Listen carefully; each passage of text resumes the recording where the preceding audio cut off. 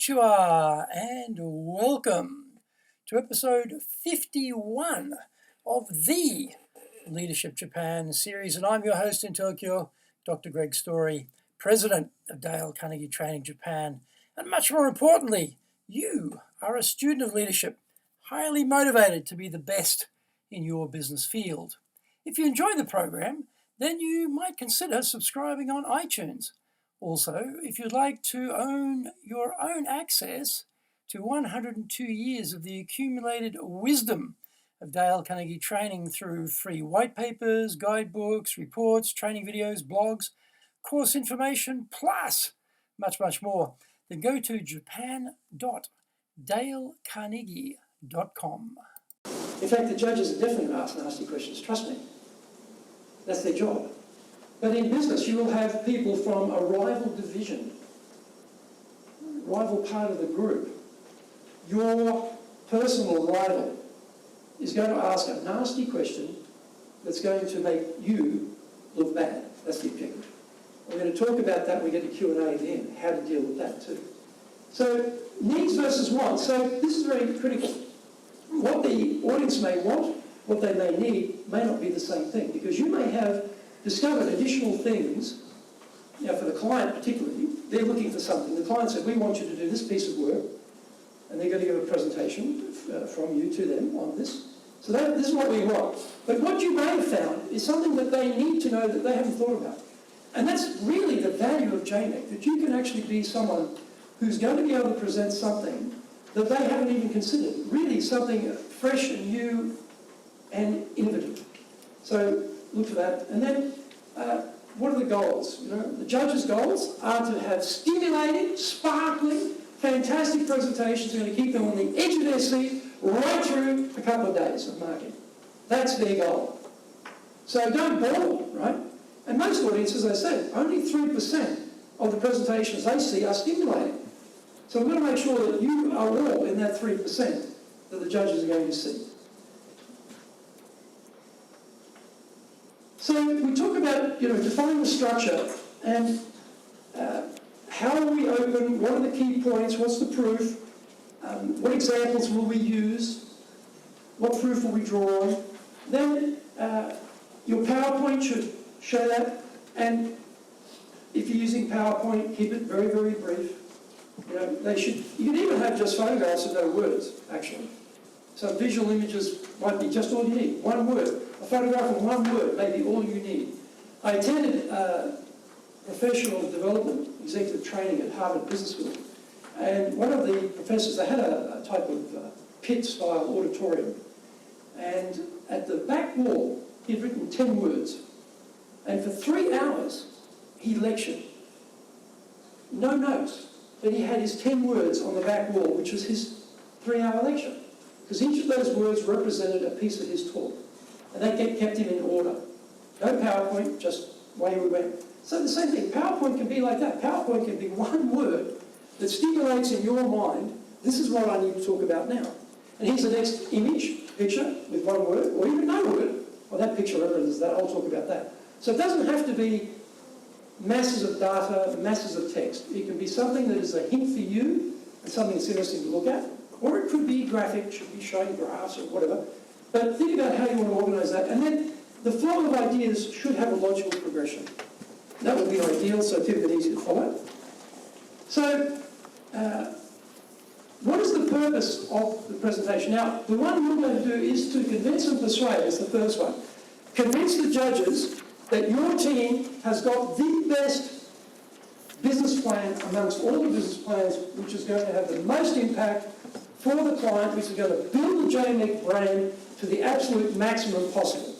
That is your objective. In this case, it's convince and persuade. Now, it mightn't be that, though. You might be giving presentations in the company, which are just to inform. Just give out information, give lots of data. What is it? It might be to motivate people. We want to get people to take some action. We want people to do something.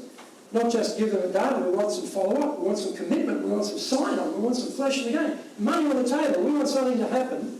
That's a totally different type of presentation. Or it might be just something that's entertaining. Something that, they don't get any particular information, but they feel very good about it. So you need to be getting at the beginning, I should say, of your talk, look at, what am I trying to achieve here? Which of these is it? And therefore, I'm going to derive my presentation around those key points. So the basic structure has changed a bit. When I first entered business, I was told, presentation. Tell them what you're going to tell them. Tell them. And tell them what you just told them. That's what you were taught. That's how you put a presentation together.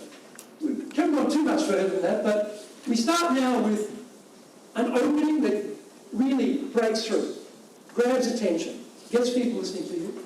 We go into our points and we back them up with evidence.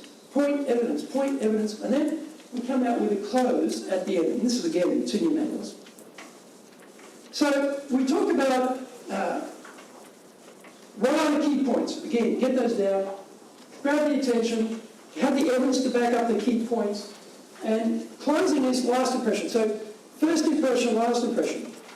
And for this particular case, when you with the judges, when you walk in that door and you're going to start your presentation has begun.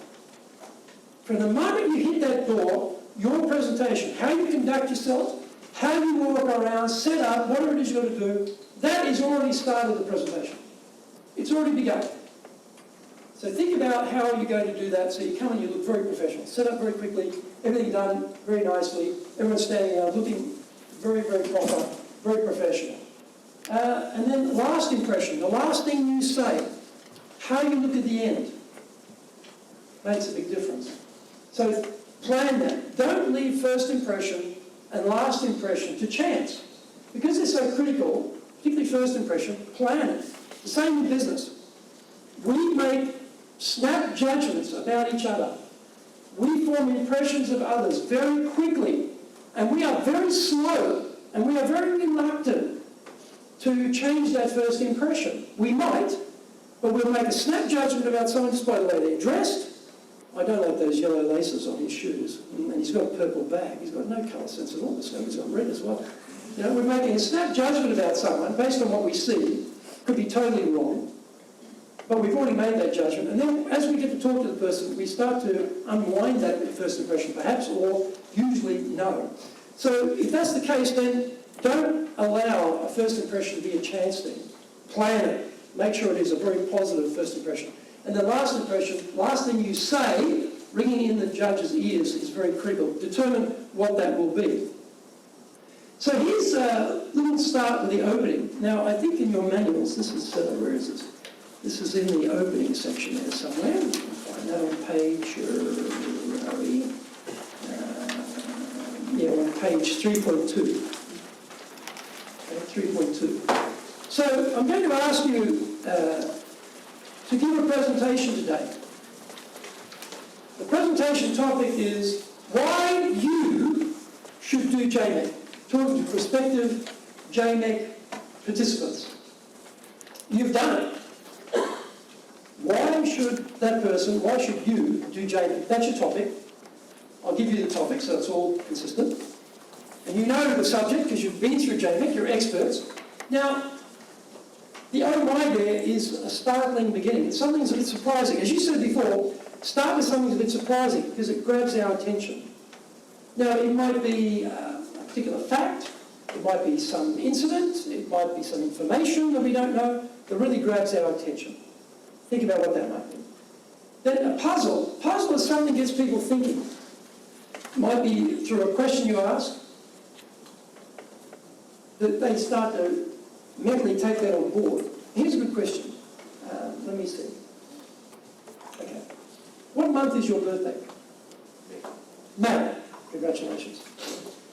Now, the moment I asked him that question, no matter where he was mentally, whether he was still with me in this presentation or he has the eyes open, but he's actually escaped to some other place, thinking about lunch, thinking about a hot date this afternoon, thinking about get to the gym. Wherever he went, when I asked him that question, I pulled him back to me.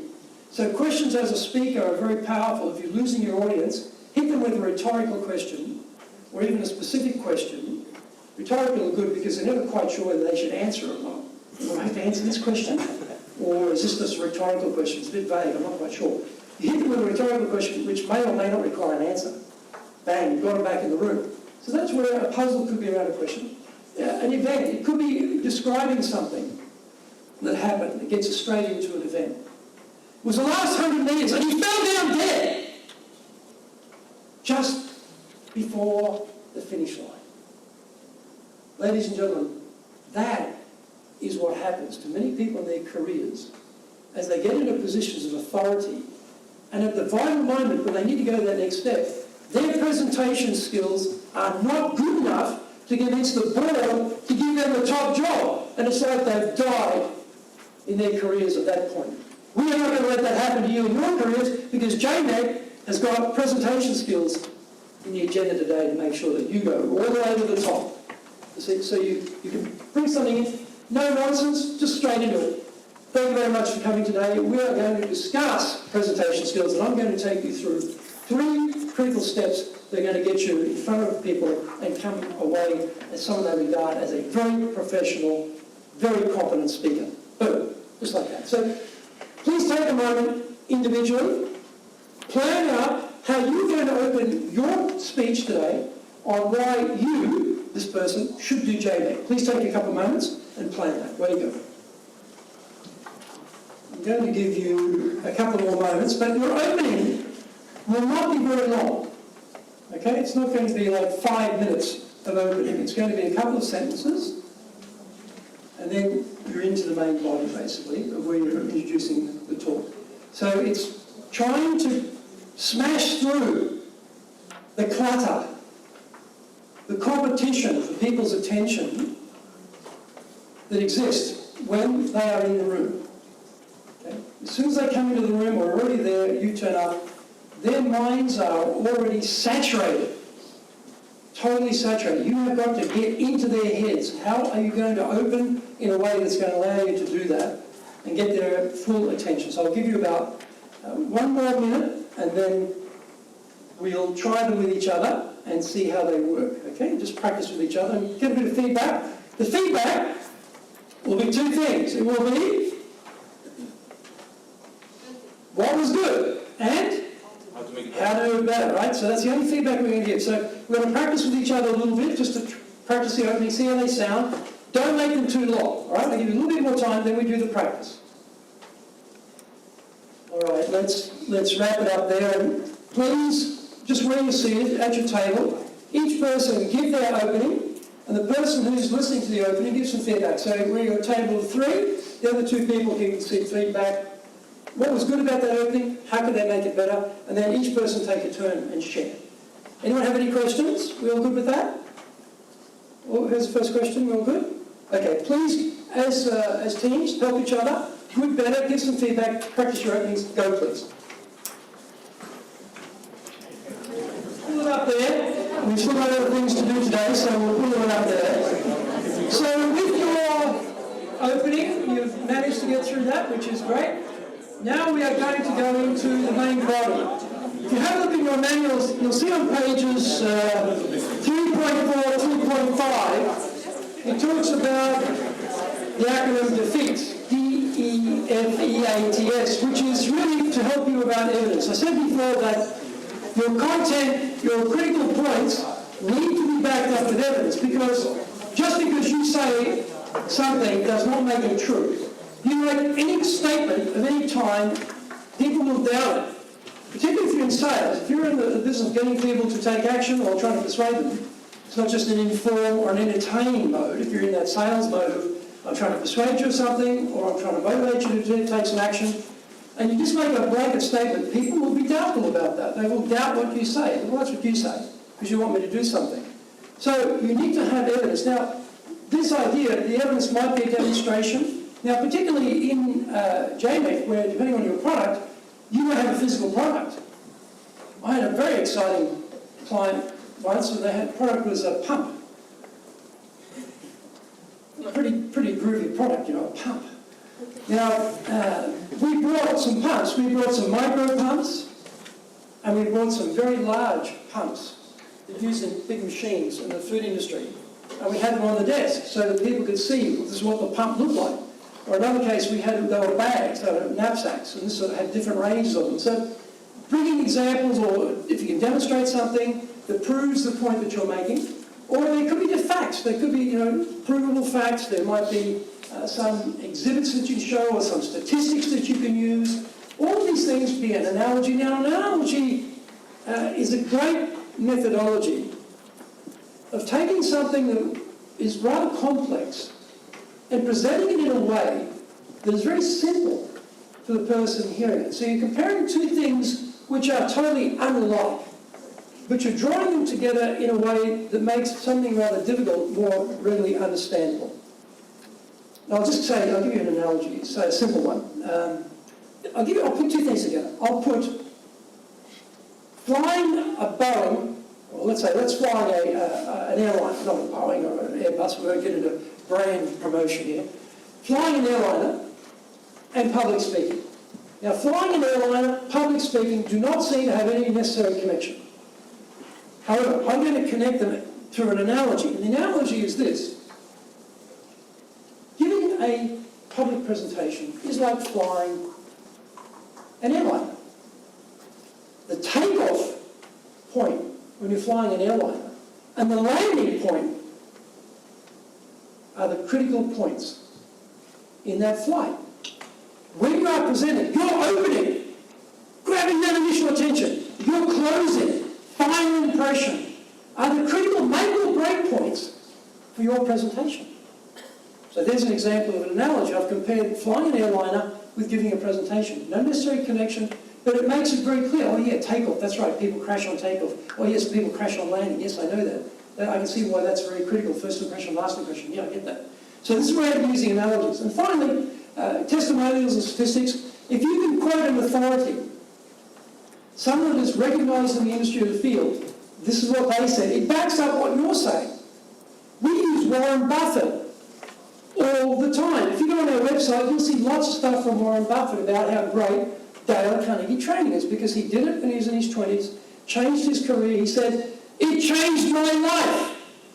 It changed my life." That's his testimonial. How would you like to have your company have the richest investor, most successful investor of all time say your service or product changed his life? That's what we've got. So we are using that all the time to show how great we are, the proof of what we do, how it works. So you're looking for that. Or it might be a statistic. It might be something, again, like a fact or a statistic that's very provable. So next stage now, in your manuals, you have on page 53.5, it goes in a little bit more detail there.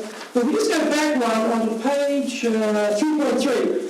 There are some points there. It asks you to list up some points. So what I'd like to do now is ask you to list up some points that you're going to make in your speech. And your speech, by the way, is only going to be 2 minutes. 2 minutes. Okay, so it's not a long speech. 2 minutes on why you, prospective participant, should do JMEC. Okay, that's your topic. So you got your opening. Now, what are the key points you're going to make and the proof? Point proof, point evidence. And you can use this idea of analogies, examples, or facts, or whatever you've got to make that more credible with your audience. So get down some points. You're probably not going to get through too many. 2 minutes, you get 2 or 3. It's probably going to be enough for a 2-minute talk, giving you opening and giving you closing. Does anyone have the first question? If we're good on questions, please get down your points and some evidence. Go. Up there, because you will get a chance to practice, and when you're doing it, you'll find you can flesh out those words. Now we're going to look at how we're going to close it out. So we use the analogy CLOSE, or the acronym, I should say, not analogy, close. So C, you might say something at the end that challenges your audience. Put some call to action to them maybe, or something that asks them to do something that's really going to get them thinking.